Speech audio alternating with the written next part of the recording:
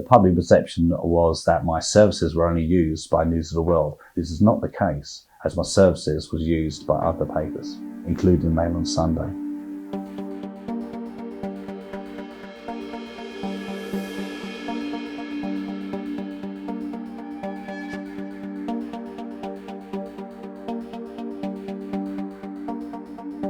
Phone hacking was not practiced by the Mail on Sunday or the Daily Mail. You know that because I gave this inquiry my unequivocal assurances on that.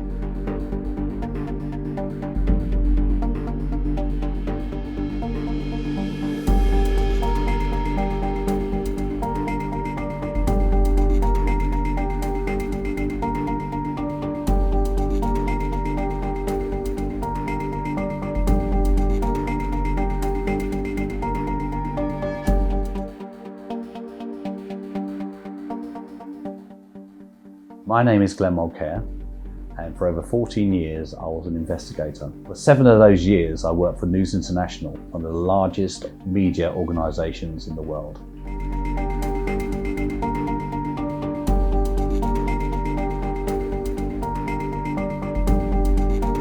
I would get a phone call from Greg, or a tasking or instruction from him, and upon receiving that phone call I will then work that case accordingly, report back to him.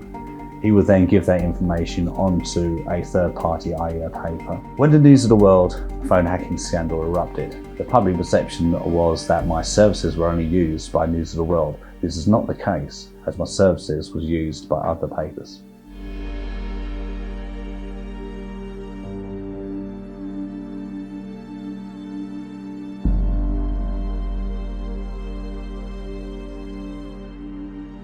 Did you ever have any contact, directly or through others, with Glenn Mulcaire? None whatsoever. Were you aware of the arrangement News Group newspapers had with Mulcaire whilst you were editor of News of the World and the Sun? No. There was a number of news organisations that used my services, including Mail on Sunday.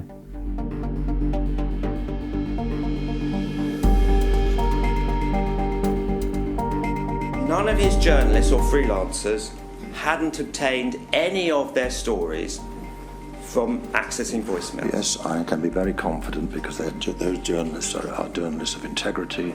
We've used them in our group for years.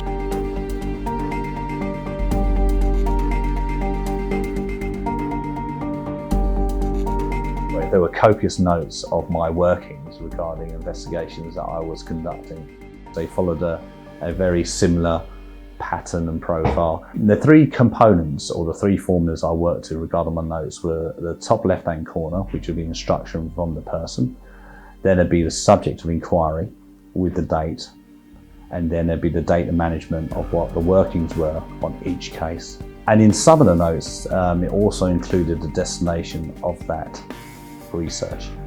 Sadie Frost, Simon Hughes, and Ben Noakes are 3 key examples of work commissioned by Greg Miskey that ended up in the Mail on Sunday.